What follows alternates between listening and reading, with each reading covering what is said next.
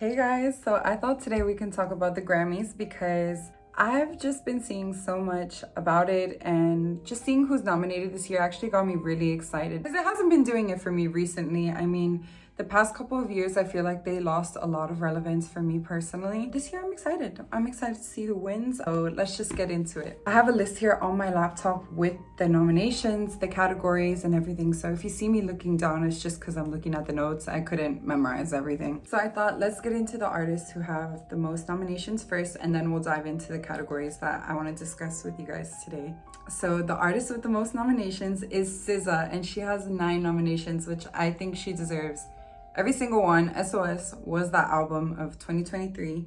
Okay, next up we have Victoria Monet with 7, Phoebe Bridgers with 7, Serban Guinea with 7, Jack Antonoff with 6, John Batiste with 6, Boy Genius with 6, Brandy Clark with 6, Miley Cyrus with 6, Billie Eilish with 6, Olivia Rodrigo with 6, and Taylor Swift with 6. So the girls are pretty much dominating this Grammy season, which I am so happy for. I love to see that. Okay, so let's start off with Record of the Year.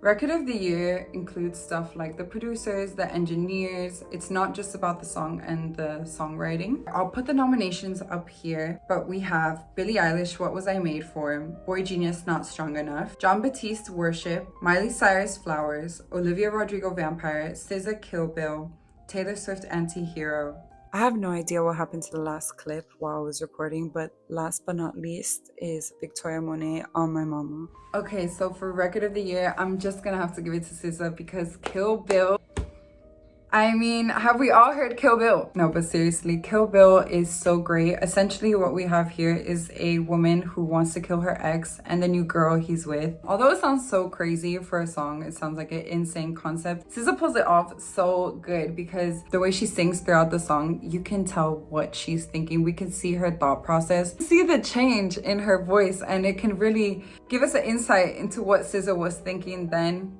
Along with the production, SZA always brings a sound that's so new. Especially, I feel like 2023 was a time where music, a lot of it sounded kind of the same. I feel like this was one of my easiest Grammys to give, as if I'm the one giving the Grammy at the ceremony, but as in my opinion for SZA taking home Record of the Year was an easy pick. Next up we have Album of the Year, and Album of the Year was difficult for me, and it's because I was between 2 albums. I'll read out the list. I have Boy Genius, The Record, Janelle Monáe, The Age of Pleasure, John Batiste, World Music Radio, Lana Del Rey, Did You Know That There's a Tunnel Under Ocean Boulevard.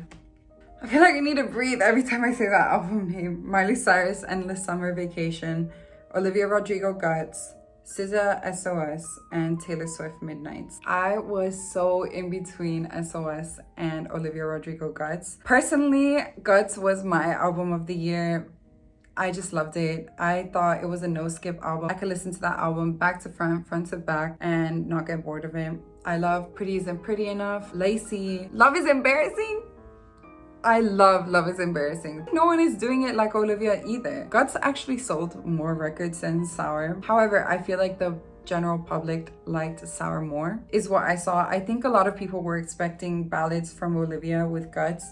And there are a few ballads sprinkled in there and they sound very Sour-esque. Guts is a complete, I don't want to say a complete turn because the themes are the same. They're like sister albums. They're both talking about teenage girlhood, how it feels to be a teen. I mean, Sour is more about a heartbreak. And Guts is like, how am I dealing with fame? How do I deal with a scum of a boyfriend that I just got done with? I thought Guts was a 10 out of 10 album. I absolutely adored it.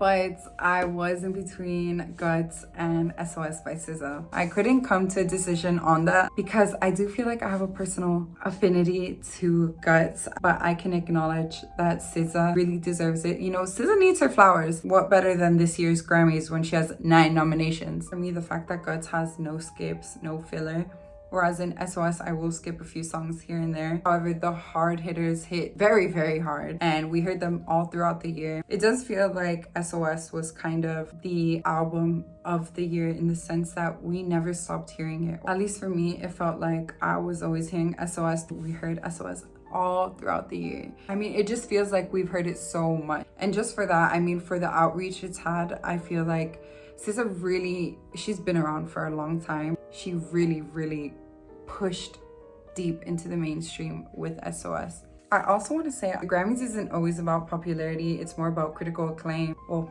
critical acclaim. Just because someone isn't nominated or an album isn't nominated or a song doesn't mean they're not critically acclaimed or they're not great. Next up we got Song of the Year, and the nominees are Billie Eilish, What Was I Made For, Dua Lipa, Dance the Night, Jon Batiste, Butterfly, Lana Del Rey, A&W, Miley Cyrus, Flowers, Olivia Rodrigo, Vampire, SZA, Kill Bill, and Taylor Swift, Anti-Hero. Now, I personally feel like Billie Eilish, What Was I Made For, just has an element that makes it Song of the Year. It felt like it had a bunch of themes that encompassed and made up 2023. It just felt like the Song of the Year. I wish they would have put Snooze here for Song of the Year, because I do feel like that was a song for 2023 too. Song of the Year has to do more with songwriting, which makes me think that the board might pick Taylor Swift for this. And because I really don't know what they'll pick Taylor for if not this. However, I don't know, it's a really big competition between Billie, because Billie has been winning so many awards for this song, and it really just felt like this song embodied 2023. That's all I can really say for it. I don't know how to explain it, but if you get it, you get it. I just feel like everyone was talking about this one. Why isn't so-and-so nominated? My fave wasn't nominated. They're brand new. Why aren't they nominated? This person isn't new. Why are they nominated? The next category is Best New Artist of the Year. And if you didn't know, the Grammys don't need you to be a new artist in 2023 to be considered Best New Artist of the Year. It's more so in simpler terms that you broke out into the mainstream this year. Because let's just go through the people on this list. So we have Coco Jones. Yes, Coco Jones from Disney Channel. She is not on Disney Channel anymore. And let me tell you, you need to listen to ICU right now. Gracie Abrams, which I've heard a lot about this year. However, I have not heard a song of hers.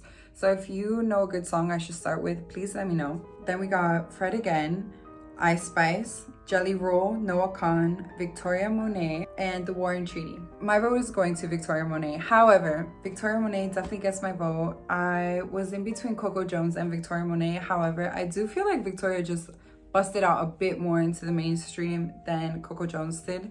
So that is why I picked her. I could see Monet being one of the next big pop girls. Honestly, she has the aesthetics down. She has the visuals down, the dancing down, the singing.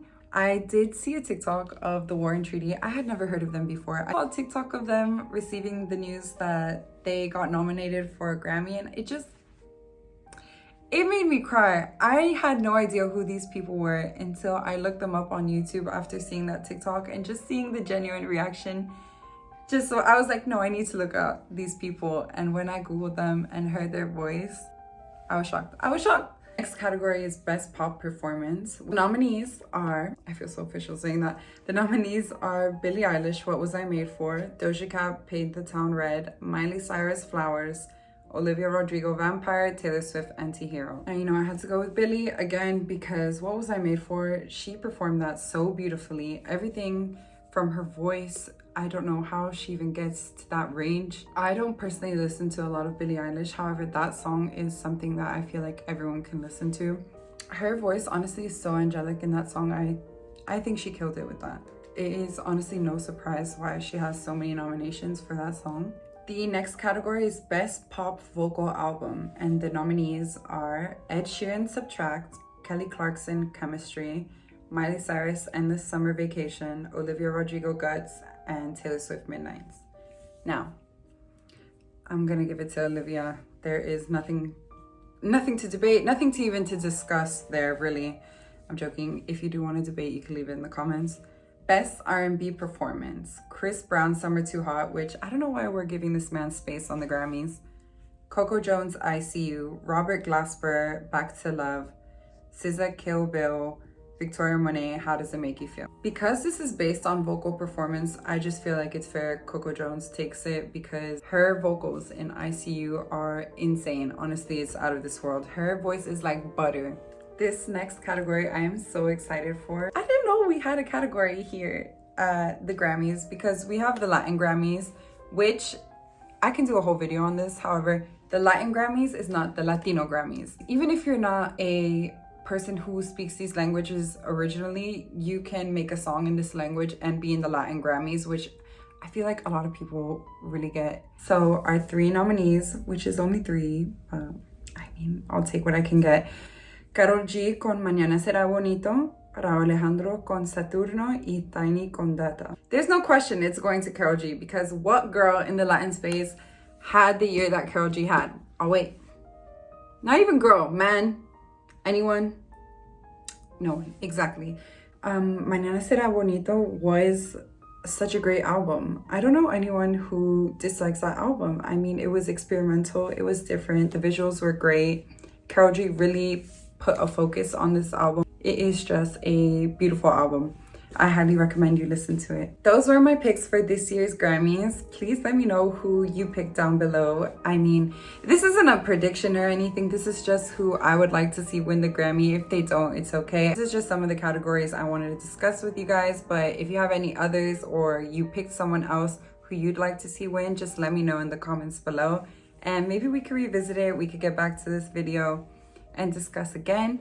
But I'm hoping to see some drama at this year's Grammys. I love to see me a little bit of drama, and I feel like that's what award shows are for. Grammys a little bit less. I mean, we had the Harry Beyonce, not really drama, but discourse. I mean, I hope everyone or anyone who deserves it wins. Honestly, it's not that deep for me. I'm just a viewer giving my opinion of who I thought should win based on my musical preferences. However, I'd love to hear yours. So if you have any opinions, please leave them down below, and let's see who wins.